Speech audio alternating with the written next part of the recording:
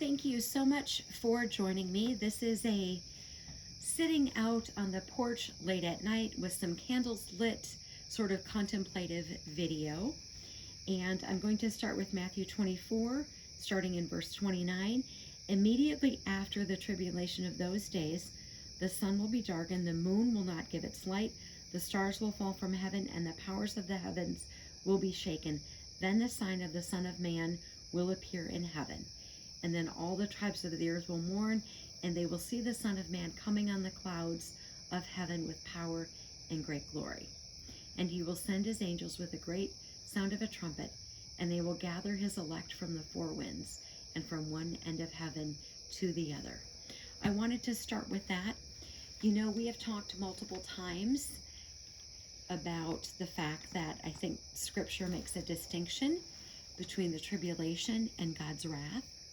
We have talked multiple times in these videos that I've mentioned. I think we are here to endure. We've talked multiple times that when we think about the sequence of events that have to happen before the end, I have mentioned to you that I think it has to get worse. This is not a prophecy video, and I am not saying that God told me this. This is me, Whispering Pines studio lady from Wisconsin whose name you don't even know. These are my thoughts alone. So I want you to think for a moment about the best economy that you have lived in, whatever century that was, whatever decade it was, I don't know. But think about whatever it was that you've lived in. And I want you to think for a moment about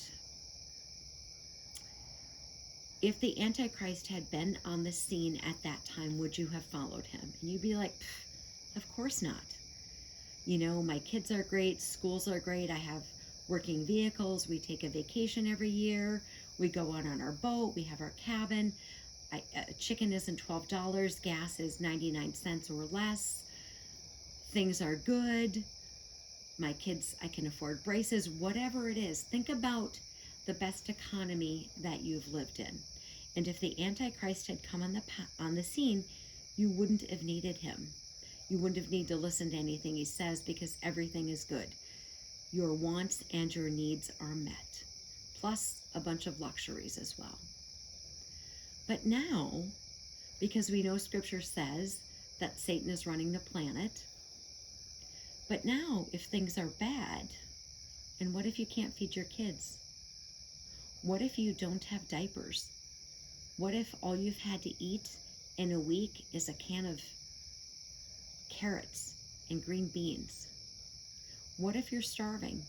And now the Antichrist is on the scene. His answers might be more appealing to you. So this is something I wanted to talk about for 6 months and I haven't made it, but I'm just going to state it in this video. And again, these are my thoughts. This isn't intended to be prophecy. This isn't something God told me. These are my thoughts. I don't think come the election in November that the political party in office is going to change. And the reason I say that is Satan and his minions have worked so hard to get us to the precipice where there can be a great shaking in this country to bring us to our knees so that the Antichrist would be the one that people would turn to. And so in order for that to happen, things have to be bad. And I've mentioned this before, but I think maybe some people are thinking things are going to change if a certain political person is reelected and back in the White House. I am going to say that I don't think that's going to happen, because I remember that a chicken wasn't $12 at that time. I remember that gas was 99 cents at times.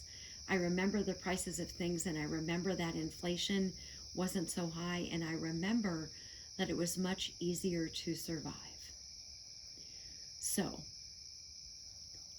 this is just me speaking what I think, but if you think about that best time in your lifetime, in your economy, you wouldn't have even followed him. But now, if you can't feed your kids, his answers might be appealing to you. So I just want you to think about that. Armor Up, we ride at dawn. May God bless you as always. Have a great day.